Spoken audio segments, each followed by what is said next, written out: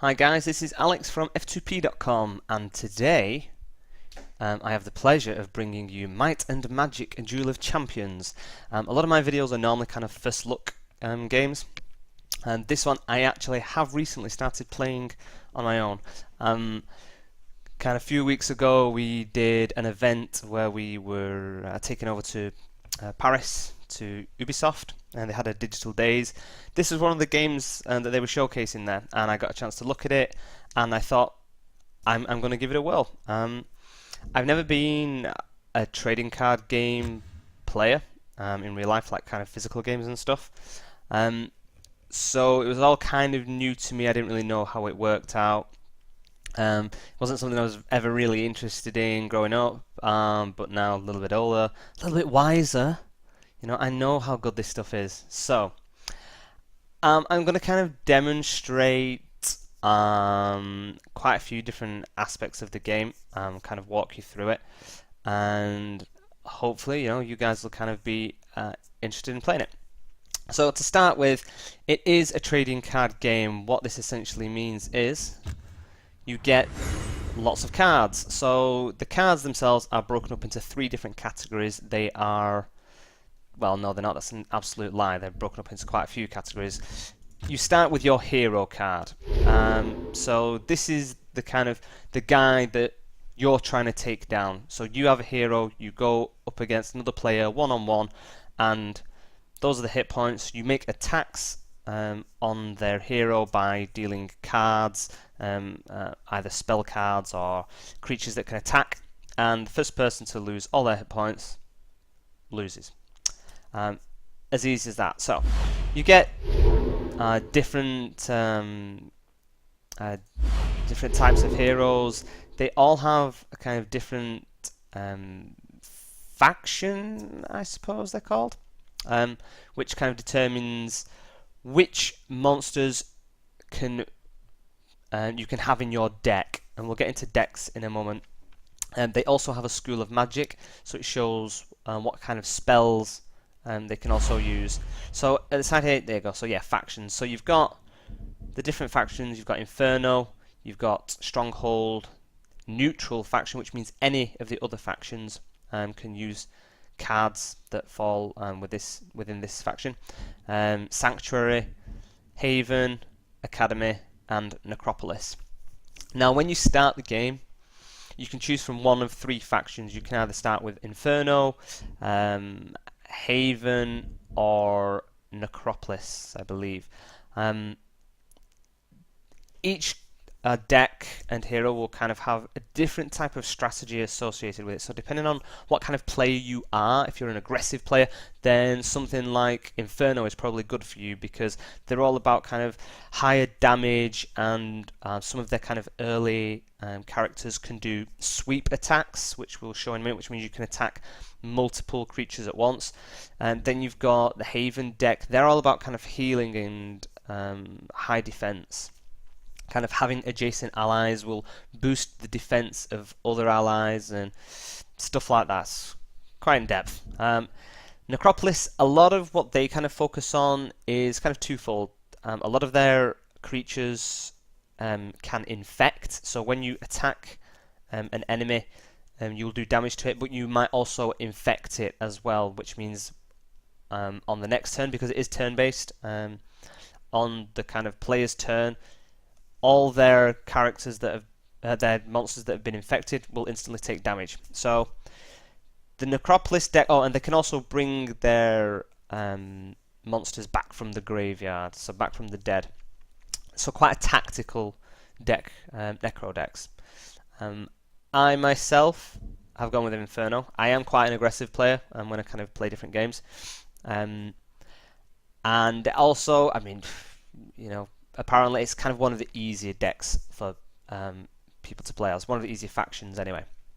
So those are different factions. You've got different schools of magic. They don't matter as much. They do to the game, but we don't need to kind of go through them.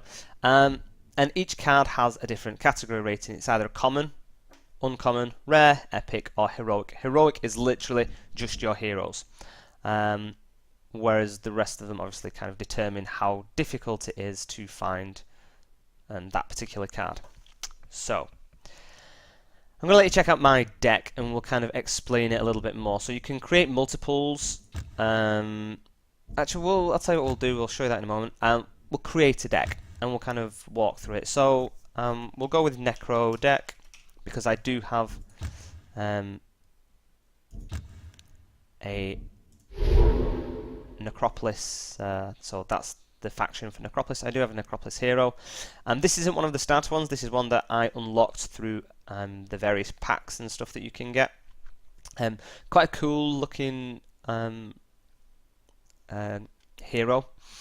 Now, every hero has kind of some unique abilities. It tells you what spells they can use. So this one can actually use 3 different spell types, which is pretty good if you like to have kind of a variety of different spells. This hero is ideal for a spell focused player, so somebody that might have, you know, quite a few spells, not so many creatures, and even less fortunes. You kind of sat there thinking, what are you talking about? I'm going to explain it in a minute. So you've got 3 different types of cards that will go into your deck other than your hero. You have creature cards, so that is literally a monster creature, and they will have attack values, defense values, and other things.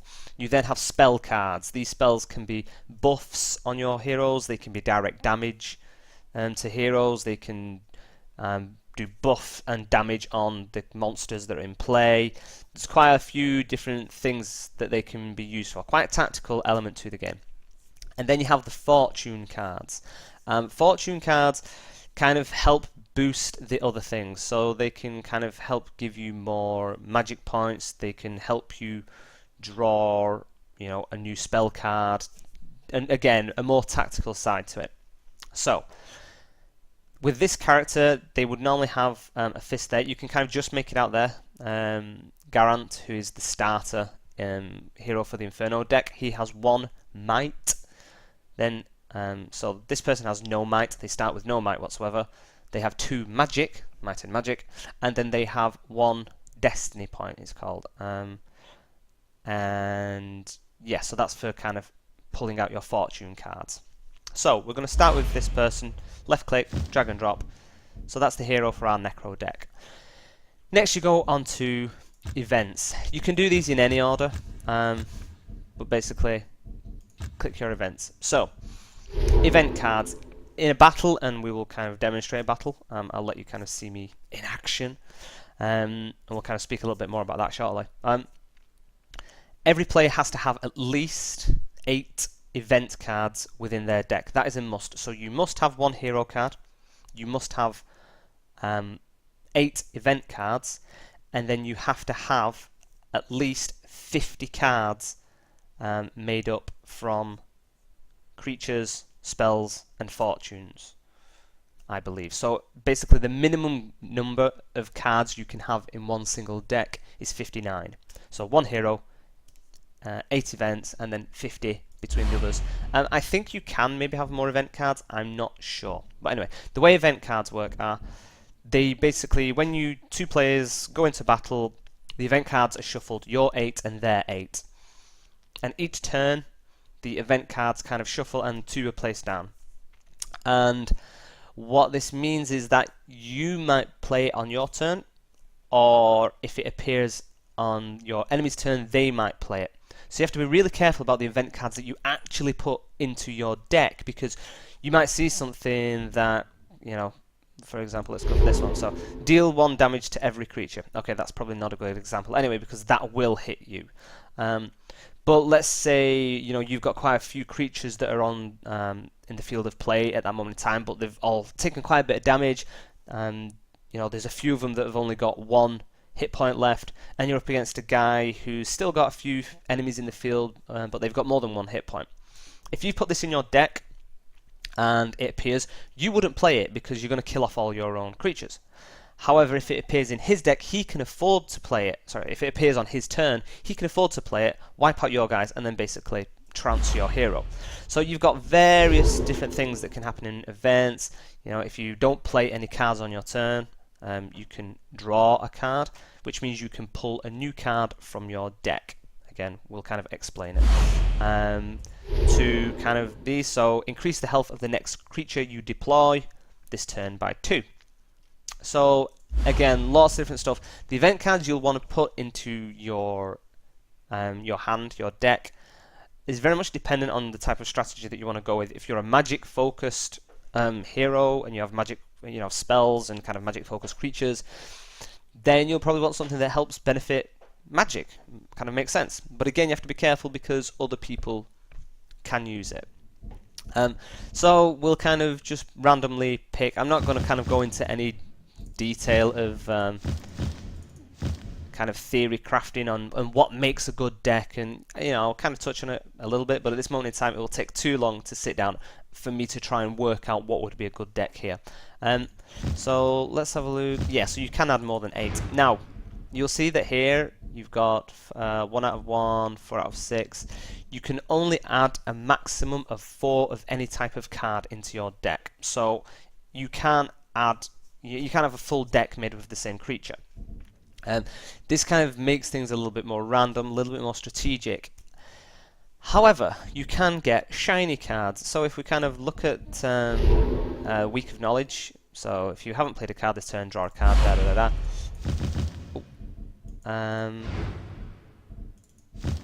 Oh, I'm actually lying. There you go. So there you go.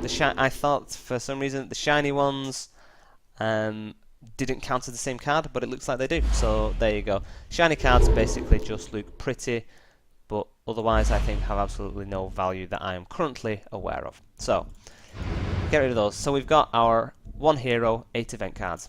Then we go to our creatures. Now at the moment,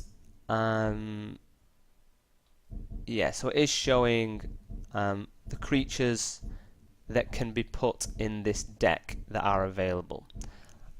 So it will have all the Necropolis creatures and all the neutral creatures. So it doesn't show up on all the Inferno creatures, it only shows the ones that you can use, which kind of makes things a little bit easier. One thing you need to be aware of though is that if you have multiple decks, so if you have 2 Necropolis decks, your cards can only be assigned to one deck at a time, which in my opinion is kind of pointless, because realistically you can destroy your deck and it puts all your cards back into your collection, and then you can create a new deck.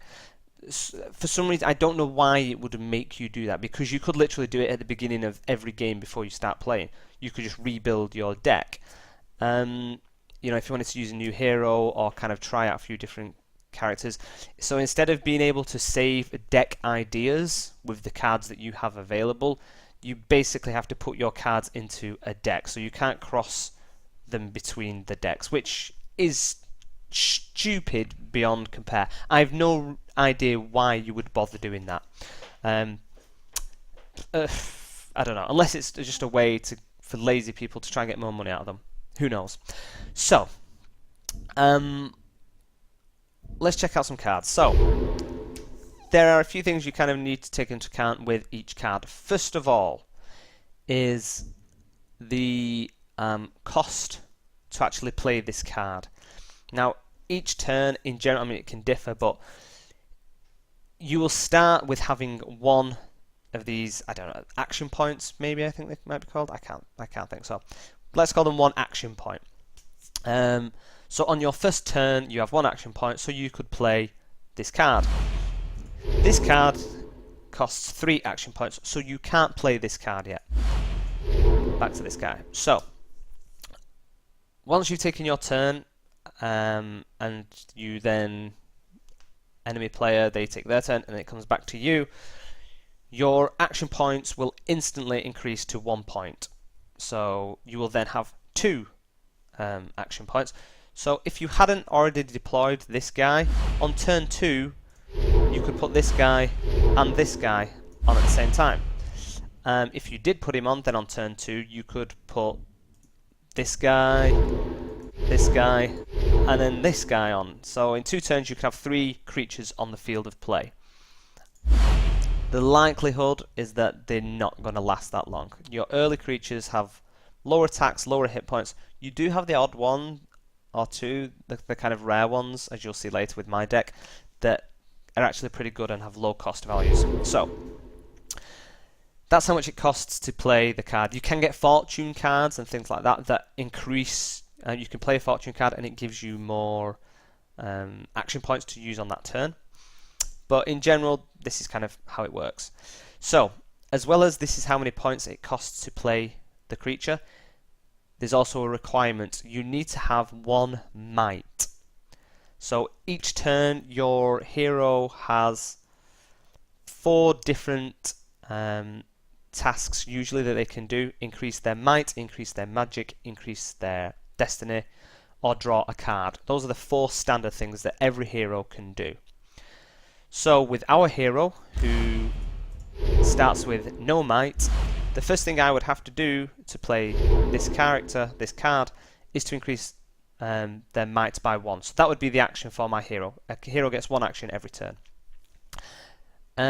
So then once he's in play, he has 1 attack value, so when he attacks somebody he does 1 damage, and he's a shooter, which means he goes on the back row and can shoot anything in his line. He has 0 retaliation, so if somebody attacks him and it's not enough damage to kill him, so if somebody attacks him with 1 damage, he would retaliate with 0 damage, which is rubbish. Whereas like this guy, if somebody attacks him and they do 1 damage, he will deal 1 damage back. If they attack him with 2 damage and he takes the full damage and kills him in one go, then they don't take retaliation damage. And obviously the last one is hit points. So that's kind of the basics of your creatures. And they, like I said, they get better in value. So this guy, you need 2 might and 1 magic before you can play him.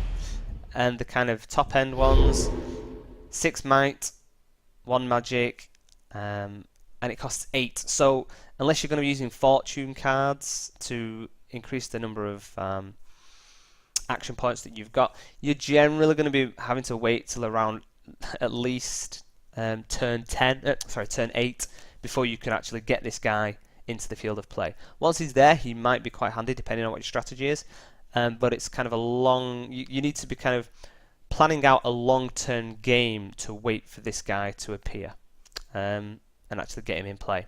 So like I said, we've got some kind of high-level cards, and like I said, so that's a blue card. So these are kind of quite rare cards, so they are rare, whereas the orange ones are epic.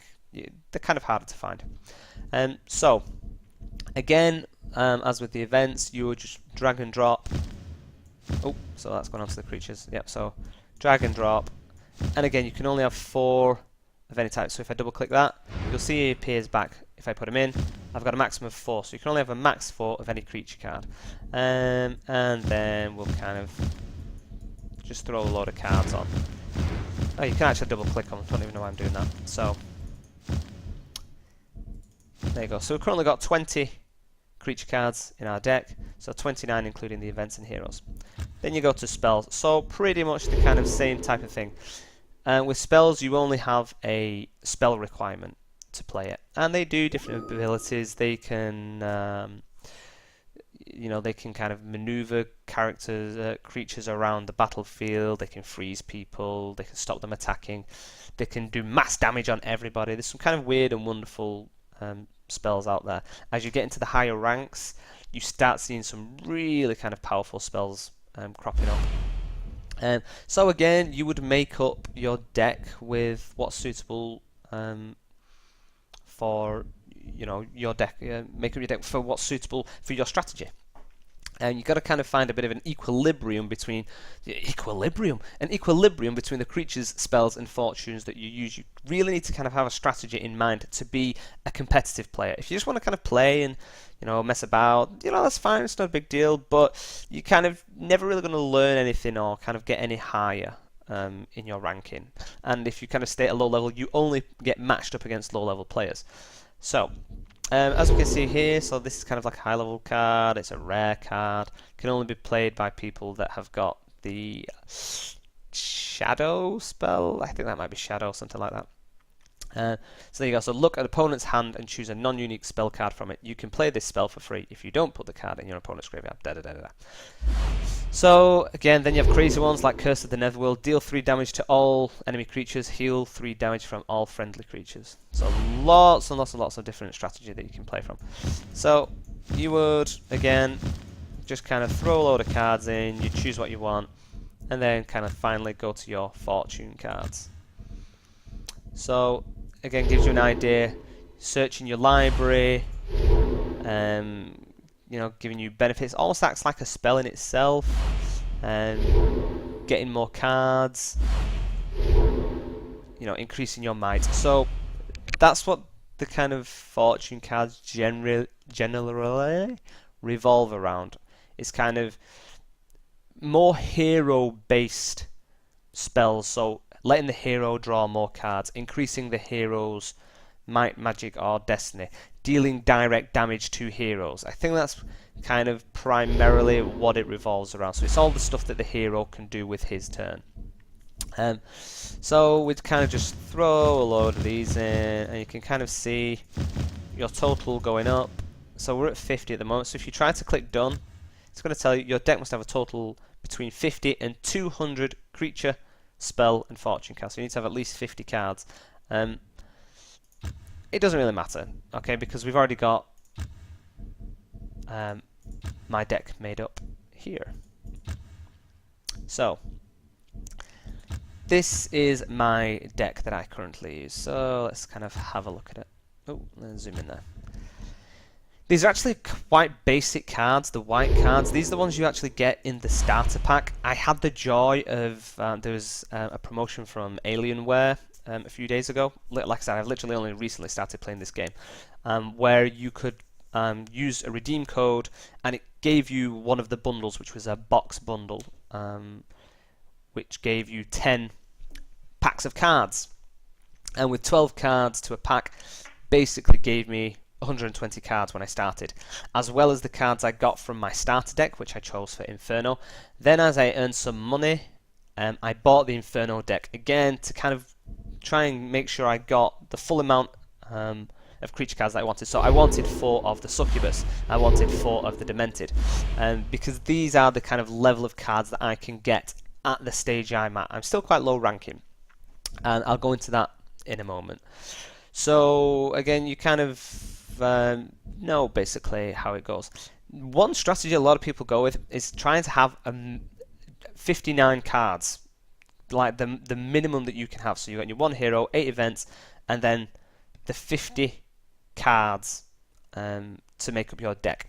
The reason being this, and we'll see when we actually go into play in a moment, I'm sure some of you are kind of really waiting to see what happens, but it's good to get an idea of what's going on. So when you start your game, you basically have your deck, your library, it's called, of 59 cards, and some cards are turned over at random. I think you start with 5 maybe, and it's completely random from your deck. You don't know which ones are going to be drawn, so you need to kind of make your strategy with that in mind. If you have 200 cards, there is no way you can ever have a strategy on what cards you think might appear next. It's always going to be completely random. The fewer amount of cards that you've got, you've always got a general good guess of what might show up. And you can have kind of like a few different strategies and tactics in play for what happens if they do. So that's why we've kind of gone down this route. People will kind of have different opinions on it, but a lot of the kind of higher end ranked players will kind of keep their cards as low as possible. So here you can see with my guys, I have managed to get a rare card. This guy, so I can play him on turn 2, and he has massive damage. Okay, my hero takes 1 damage every time, but if I can get him down at the beginning and get at least 1 attack with him, so I deal 4 damage to their hero and take 1 from myself, it's generally worth it. It's worth just getting him in play as soon as possible if he appears. Kind of later game, it's not bad if you're kind of getting a little bit desperate, but most players will try and get 4 of these cards in their deck. At the moment I have 1, and we'll kind of look into kind of card acquisition later on. So you'll see a lot of white common cards. I've got some in that I don't really want yet, but you can only put in the cards that you've got. You've not got much of a choice with that. So that's basically how the decks work. You've kind of got the general features, and we'll kind of look around that. So you've got kind of help, you've got notifications, so when you get messages and emails and things like that, they'll go there. You've got your friends list, and then you've got chat options, so you can talk to people while you're playing. People generally don't, and there's times where somebody does like a really amazing combo, or they get really lucky and manage to stack a few things at the same time. You could be a player either way. You can be really annoyed by it, or send them a message, good move, nice move, man. At the end of the day, everybody should really GG each other at the end of the game, in my opinion. So, but not everybody does, and that's fine. So, kind of looking through the tabs, you've got your news page, you've got your kind of overview, you've got your achievements. When you unlock achievements, you get like booster packs, you get card packs, things like that. You've got the shop, and there's two kind of forms of currency. There are gold and there are seals. Seals are harder to get than gold. Gold you pretty much get through playing. Every time you play a game, whether you win or lose, you'll get more gold. Seals are unlocked when you level up, as well as getting gold as well, or through unlocking achievements, or you can actually buy them. So you can actually buy seals. It is completely free to play, so you don't ever need to purchase anything. If you kind of have a look, so kind of when I started, I got one of these boxes for free. So I got the box for free, and it kind of shows you there. You get a lot of cards, so it kind of really gives you a nice start to your deck. And you've got the different things here. So you've got, the box is the basic stuff. So this is kind of like the first round of cards that was available. And then you've got the Void Rising, then you've got Herald of the Void. Actually, I think Herald of the Void might have been before Void Rising. And then you've got the newest one, which is the Forgotten Wars. So, normal pack, premium pack, Forgotten Wars pack. And these, in general, will require seals to buy. The expensive, the boxes require seals. Whereas everything else you can buy with gold, which you will earn through playing. The decks, pretty much the same again. Some of the kind of more exclusive stuff, so Severed Fate, Kieran's Torment, Clashing Tides, they all require seals, whereas like the starter decks, or the early kind of champion decks, so Inferno deck, Clashing Tides, you can buy with gold. So again, just by playing, leveling up, you can play the game. It's not pay to win in some forms, and I'll kind of touch on that in a moment. And then you also have the consumables as well. So you have tournament tickets for joining the tournaments. I don't know much about them yet, but it's basically playing against other players to win massive prizes. XP boosts, so every time you get a set of 5 if you buy an XP boost, and yeah, you get double your XP. And gold boosts as well, which gives you half the amount of gold, because you already get quite a lot of gold anyway. So that's basically kind of that. We've then got my deck, so we've already been there. And finally, you've got the Altar of Wishes and the Infernal Pit. These are things that you have to unlock. And I'm not going to talk about these now, I'll kind of come back to them later. And then finally, you've got leaderboards. So, if you hit play, it takes you into the various formats that you can do. So you can go on duels, which is common. The most common, you will be playing against other players. You have tournaments. You have the campaign, which is the PvE, so playing against the AI. And I don't know whether these keep unlocking. I'm presuming they do as you get higher up, or maybe not, because they presume that at high levels you don't need to play against AI anymore. But they're a good start for any player. So you kind of start and you work your way through them. You'll get seals and cards and gold and all that fun stuff just by completing them, to really give you a head start with your game. So I'm not going to go up against any players at the moment, because I don't want it to. I want to be able to take the time to kind of explain what's happening. So I'm just going to go up against the AI. You can just play a random player, which is, as opposed to a duel where it's ranked if you win or lose. You can play against a friend. Again, you don't get any XP or anything or gold, or you can go against the AI. And Interestingly, it looks like I do get XP and stuff from fighting against these guys. So, here you can choose your decks. I didn't finish creating the other one, so you can choose which one you want to go with. We're going to go with my Inferno deck. And we'll click Fight. Now, the good thing about the practice round is that you don't have a time limit on it. So it gives me the chance to kind of explain stuff to you. You can sit down and really think about your strategy. And other than kind of losing your XP boosts and stuff, you can basically play test your cards. And see what kind of stuff works. So, when you start, it draws 6 cards. I said 5 before, I think. It's actually 6 cards that it draws. And this shows me what I'm going to start with. So, I'm going to go with that guy, my Pit Fiend, my Lilim, teleport so I can move my own creatures around the battlefield, which means that each turn a creature can either move or attack, unless it's kind of special skills say otherwise. And this allows me to make the attack and then move it, or move it and then make the attack, which hopefully we'll kind of see in place, so it'll be good to see.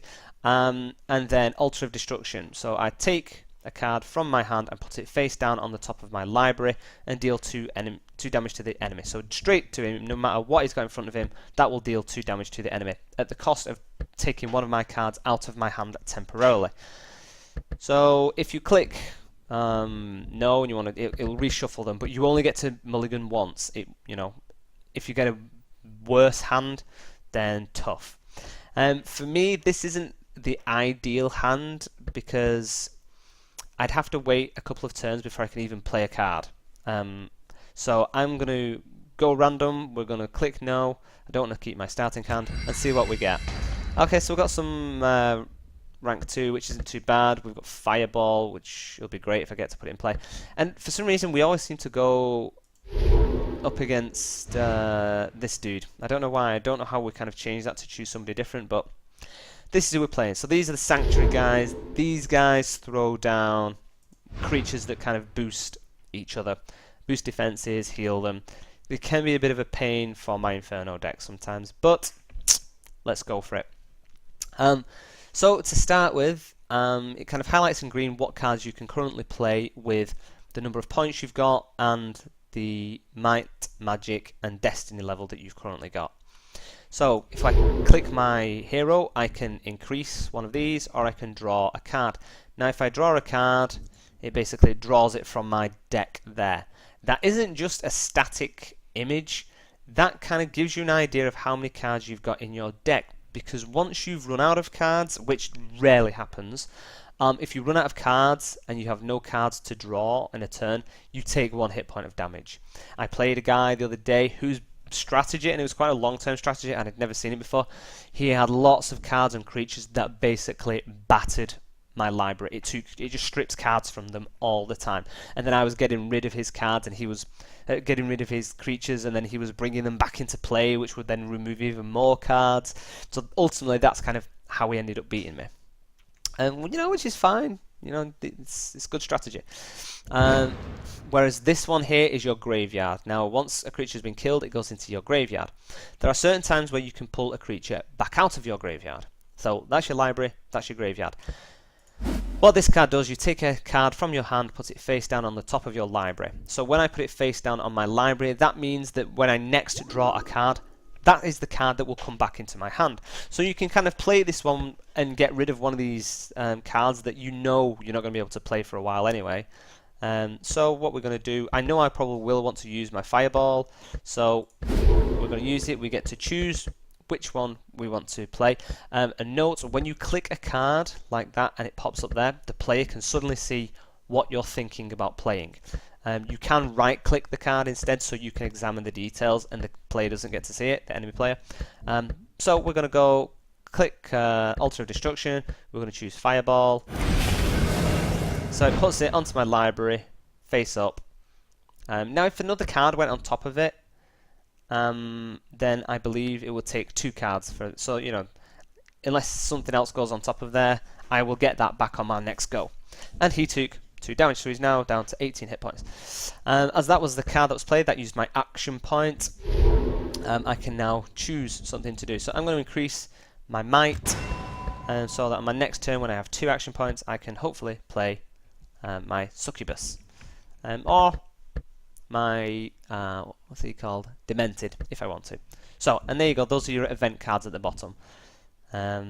So you click end turn. AI or enemy player will make their move. So he's played that. Costs 2 to use. It looks like on his turn he used a card at the bottom which gave us both cards. So that was kind of handy. And so I've got Fireball back. Oh, sorry, yeah, that was my graveyard before. My library, yeah, thingy went there. So for this turn, I have to kind of think about what I want to put down. So if I put down my Succubus, she's going to go down. That means they'll get an attack first. I can attack them, but then if they get another attack, I'm dead. However, we're going to go with it and kind of see how we go. You don't know what's going to get put down. You don't know what card you're going to get next. So you pretty much just have to kind of wing it. You can have a strategy, but you don't know what the player's strategy is either.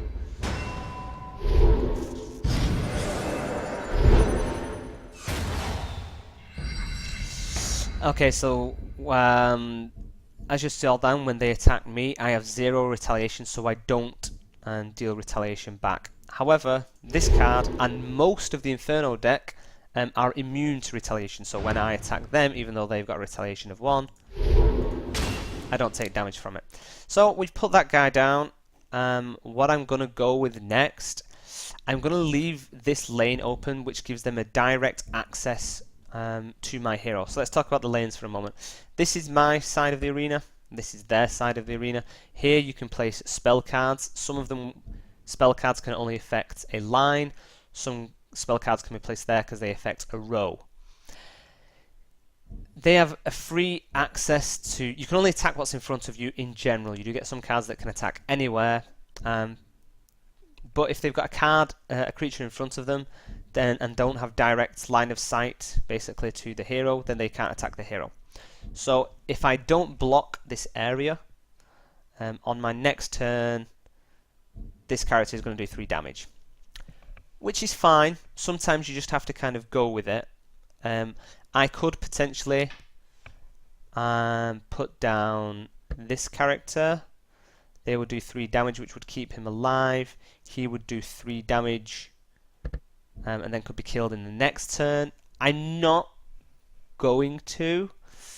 I'm going to kind of leave that person there for now. I'm going to throw down this guy. So because this card is a flyer, it means it now can't attack my back line. It can only attack what's in front of it. It will do 2 damage, which won't kill this card, unless they have a buff, which will probably happen, but hey ho. Whereas my shooter can shoot over cards and shoot anybody. So even if they put somebody behind, I can shoot over them and attack them. And once more, we are going to...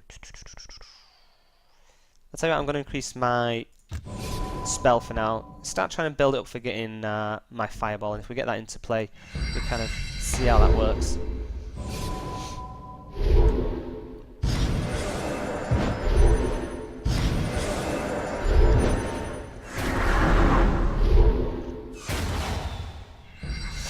Okay, that's not too bad. As we can see now, if I attack this guy, with this guy, he has sweep attack, so that means he does his damage to the card in front of him, because he can only attack who's in front of him, and also deals damage on either side. Now he has attack damage of 3, so he's going to kill this guy, because he's got 1 hit point left. This guy's going to have 2 hit points remaining. This guy is buffed by melee guard 2, which means it will mitigate 2 of my melee damage, so he's only going to take 1 point of damage. Then we will see how we go from there. So I could now use this character to block to make sure I don't get any more damage on this turn, but again, I think I'm gonna leave it be for now. I'm gonna instead choose to make some damage, because these guys aren't particularly heavy hitters, so I'm not that worried about them. But you do have to be careful, because once they start stacking people and all these buffs start mounting up, it's almost impossible to kind of break past them. So if they get another 2+ hero there, then this guy's got a 4+ hero, and I don't think I've got anything at the moment that can even do that kind of damage. So I've got that character. So we would struggle to then get them out of the field of play. We do, however, have Fireball. So we're kind of waiting on that one to see how it works for us. What I'm going to do for this round, I think, is I'm going to increase my magic again. So on the next turn, I will be able to increase my might on my magic, which means I can play this guy, who's pretty good blocker. He's not the most strongest, but at the moment I just kind of like want to do some defensive. Or if they stack cards in the right place, I can use my Fireball and do some epic damage. So for now we are going to ignore these guys over there because I'm not going to be able to kill them anyway. And put him there, and then we're going to use my card to deal 2 damage again. Now, like I said, because I've only got 59 cards, the fortune cards that I've got, I think, because I've shuffled my deck around quite a bit, I think I've only got the Altar of Destruction 4 times. So this, if a fortune cards are going to be drawn, it's going to be this one that comes up. And there's no rhyme or reason as to what appears. You know, you might never draw a fortune card. It's unlikely, but it might never happen. It happens even less if you've only got 4 cards out of the 50 cards in total. So, you know, when they come out, get them played. So, you know, I will destroy this card, do another 2 damage. So we're doing okay at the moment. You know, you can't really kind of say, oh, well, I'm winning. Doesn't really work like that. Because on this next turn, he's going to do a bit of damage. And he's going to kill that, so yeah, as expected.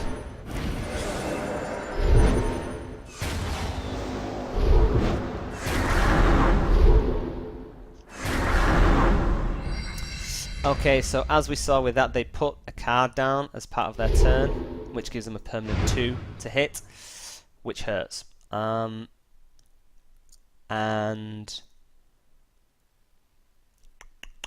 that means that they will now constantly do 5 damage there because they're not blocked by anybody.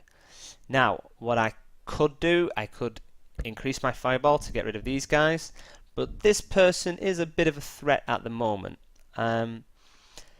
So I think what I'm gonna do is, let's see how we go with this one.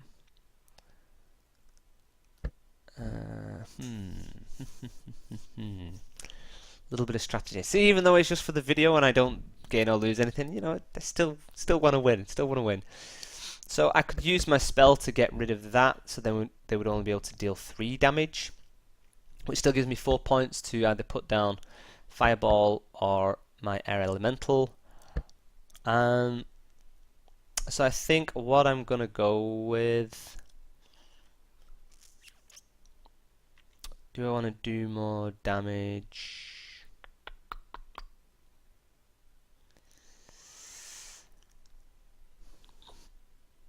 Okay, I'm gonna use. I'll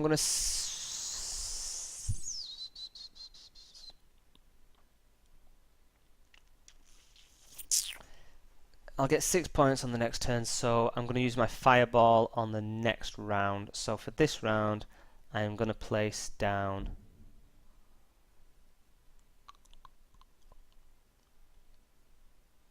Yeah, okay. So for this round, we are going to. Oh no, I just clicked the wrong one. Whoops. Okay, so that's changed things a little bit. That was an epic error on my behalf because I wanted to place that one down. So what we're going to do instead is kill these guys. So this one, basically I target a creature and it deals 4 damage to adjacent creatures. So by attacking this guy, it shows you where else it would attack, which includes your own characters, or this guy. So for now, we're going to go with that. Get rid of those guys, and we'll use this spell to get rid of that. So they're only going to do 3 damage to me on this next round, which is fine. I can handle 3 damage, I think. So we'll see how that one goes. What have you got for me? Another one.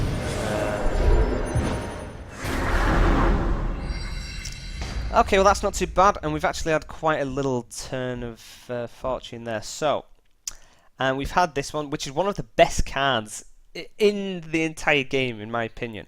It only costs 1 to cast it as a low requirement, 1 magic, and it does 2 damage on anywhere. So I just kind of cast it. So that means I'm going to wipe this person out pretty much just with 1 shot. I then also have the ability to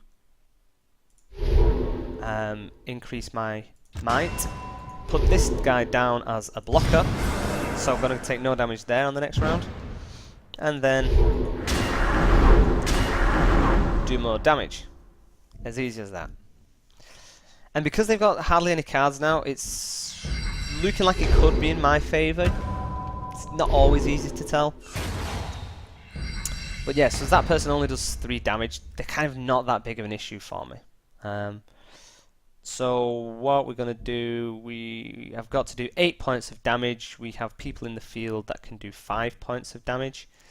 So what we're going to do is use this card, which is one of my event cards. Until the end of the turn, all creatures gain +1, so that's +1 attack and +1 retaliation. Now, this person has a +2 retaliation, so there's no point using this just yet, because then it would make sure, you know, this guy would then die. So I'm going to attack him. I'm going to then use this card. So my guys all get +1 now, because I couldn't have killed him in 1 go, could I? Oh, maybe I could have done. Again, I don't think I was paying much attention there. And then I'm going to do 7 damage, and with this one, I can either put him in there as a blocker, or I could put him over here to make sure I can at least do 1 damage, which is what I'm going to do. And then, not that it matters, but hey, let's increase that. So now we've got access directly with 2 lines. Now they're going to draw a few cards, so they might be able to block me here. Oh my word. Oh, we're very, very, very fortunate. So, they played this card which deals 3 damage to all targets on the row. So that basically, those guys only have 3 hit points each. They put it there, that killed them straight away. He was already nearly dead, so they attacked him there. They obviously didn't have enough points or abilities to do anything else. A player would have done it differently. A player would have put this over there. They basically left me to just attack and steal the win. A player would never do that. They would have used that card as a blocker. Not that it would have mattered, because I imagine I could have probably kind of taken it in the next couple of rounds. But there you go. So he's going to do 2 damage. And that's the victory. So that is the game in a nutshell. It kind of gives you a bit of an idea at the end of how you did, how long the duel was. But I was wrong about the XP boost. It says that it's kind of active because it looks... Oh, sorry. When I was going against the AI. So it looks like it's going to use them, but it doesn't look like it did, because I think I had 3 previously. Now, I'm going to talk a little bit about the game, and we're going to kind of wrap up. It's kind of longer video than normal, but there's a lot to go through. The game is free to play. When you start playing, you will get one of 3 starter decks. You can play for quite a while with those starter decks, and like I said, you will get money and seals to unlock new cards. You have an ELO rating. I don't even know what it stands for, but it basically determines how successful you are doing. So when you win a game, you get plus kind of like 20 plus ELO, depending on how well you win. A few different factors into it. If you lose a game, then you lose ELO. So it's constantly going up and down for the victories and defeats that you suffer. What this is basically trying to get an idea of is that if you've got a really good deck with powerful cards and you've got strategy and you're winning a lot of games, it will basically improve your ranking, so you're only put up against players that have a similar ELO. Now, there is a threshold every 500 ELO rank. My current rank is 501.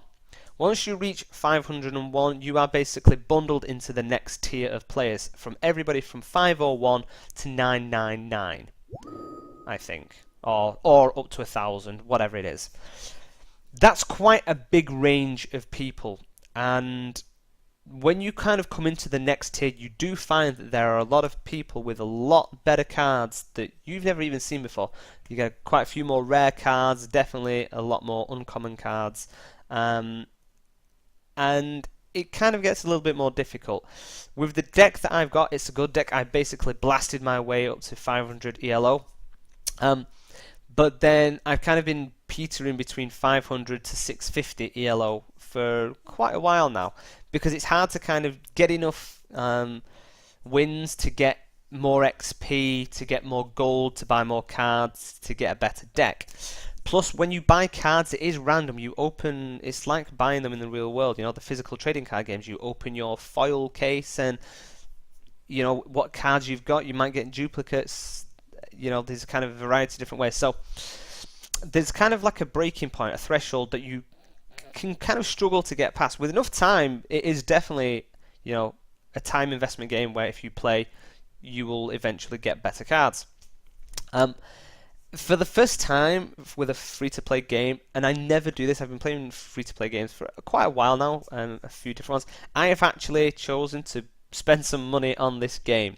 And what I did, I bought one of the boxes. I've already bought I earned a box previously, so I bought one of the kind of newer boxes, which has the majority of cards. I don't know if it's all the cards that are different to the ones I've currently got, because there are some cards for my deck that I want. So I bought it with cash through the shop. Well, actually, I bought seals, and then I spent the seals to get the box, and it gives me packs to open. Now, by clicking these packs, you're about to see, for the first time with me, I'm not going to do all 10 because that will take a while, just kind of how it works. So you click packs, you receive a wild card. Now, remember the wild cards, I'll mention those in a moment. And yep, as it shows, so because I've never had cards from this deck before, I've only had the basic cards. They're basically all unique for me. Ah, no, they're not. So there you go. There is crossover between them. So, but I think the majority of them are going to be unique cards that I've not got, or never had, or never seen. A quick look. I kind of having a quick glance there. So there we go. We've got one Inferno card. So until your next turn, players cannot draw cards outside of their supply phase.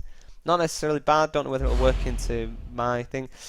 This card, not a bad one. I've kind of been up against him a few times, kind of previously. I don't, again, know whether I'd use him kind of like ongoing for kind of improving my ELO. So it kind of shows you all the yellow ones are all kind of new cards and stuff. It's pretty cool. I click update and they go into my set. So I'm going to open another one. Congratulations, I got another wild card, which you don't always receive. Every time you open a pack, there is a chance that you will get a wild card. So I'm doing pretty good to get 2 on the trot. I'll show you the wild cards in a moment. So we've got a new unique, Hellfire Slave. Never had him before. I have got that one. What else have we got? We've got no heroes. We've got a blue guy, Void Keeper. So I can use him because he's a neutral. So I'm kind of like quickly trying to see what infernal cards I've got. It doesn't look like that many, but hey ho. So we're going to open the last one, and then I'm going to open the rest of them in private for myself. Another wild card. So what have we got here? Now this guy I've seen in a few games. I've really, really wanted him. He is a pain in my ass when he comes onto the field. Basically, he automatically attacks what's in front of him. He's got quite a bit of damage as well. So, you know, if you have something that has a high retaliation rate, or you have a creature that when it dies, it does a lot of damage, it can really be used against you. But when he goes onto the field of play, he does a lot of damage, and he really messes people's strategy up because he has a sweep attack that does 4 damage to everything that's in front of him. So pretty interesting, and a high retaliation. So trying to take him down, pretty difficult, you know. And also, which is pretty cool, we've got a hero, which doesn't happen. Oh no, we've not. It's an orange. Sorry, heroes are purple. So we've got an orange spell. Deal damage to every creature equal to double your spell level.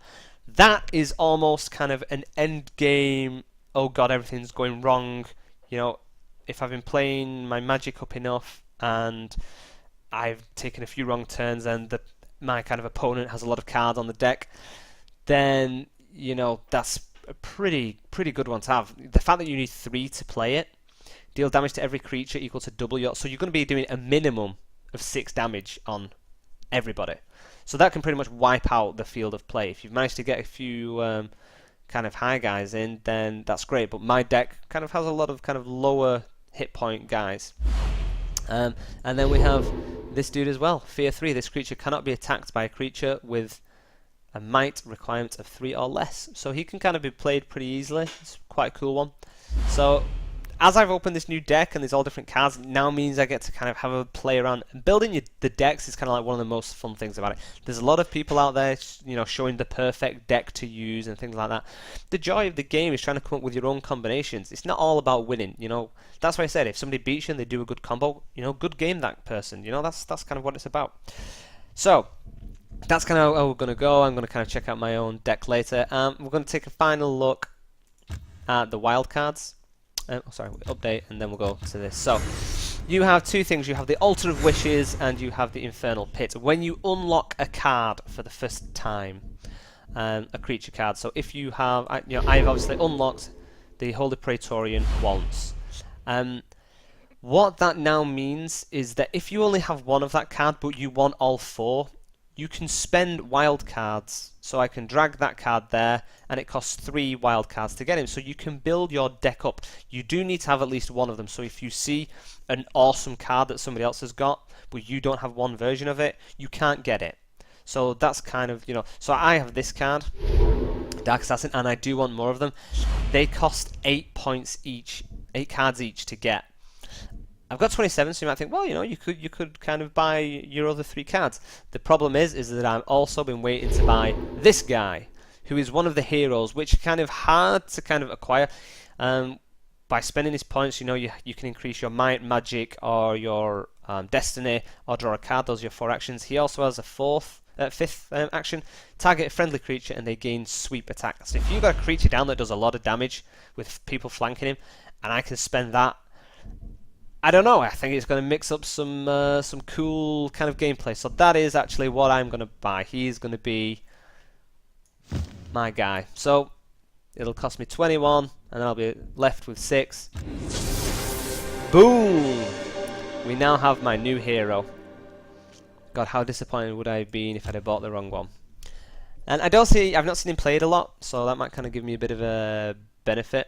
We'll kind of see how it goes. So you can see now, because I've only got 6, anything that I can't afford to buy is now readied out. So it gives you a quick view. Finally, you've got the Infernal Pit. Wildcards, by the way, are kind of like random. You kind of get them randomly when you open packs. You might get one. You always get them when you buy a box. So when I bought the box, I think I probably got like 5 wildcards for free, and then it just happened to be with each of the packs that I opened as well. I was getting another wildcard. The Infernal Pit, you can basically sacrifice your duplicates. I don't know if once you've kind of sacrificed them. So if I sacrificed kind of all of these guys, I've sacrificed all 8, then whether I can still buy them in the Altar of Wishes or not. But what you can do, you can basically double click them. It shows you how much gold they will give you for that card. So the lower the card, you know, you're not going to get that much for them. Whereas, you know, if I tried to sacrifice the guy, you know, I'm not even going to click him because I would fear losing him by accident. You know, so if I sacrificed a hero, I'm going to get that much money, and also there's a chance that I'm going to get that. So there's a 100% chance because this is a hero I'm sacrificing. And again, they show you kind of new cards all the time that you can get. So I've already got a couple of variations of that, so it's not that big a deal. But if a cool one pops up, that's when you might want to kind of throw a hero down and say, yeah, that's the card I want.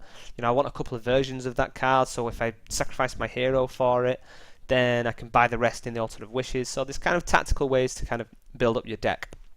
And that is pretty much kind of everything to do with the game, other than the tournaments. You know, you get tickets, you can buy them with seals, or you kind of earn them and stuff like that. I don't really know how the tournament stuff kind of works because I am still kind of new to the game. But that is basically everything we've got with the game. So play it, try it out. You know, I think trading card games have always been a little bit nerdy. There's kind of like a big geek factor to it. Although the fact that we're all kind of gamers, I think we have to embrace the fact that we all are kind of geeky. But it's interesting. It's an interesting game. It's pretty tactical. There's kind of a lot of kind of review and kind of write-ups and people to kind of give you advice on kind of creating a perfect deck.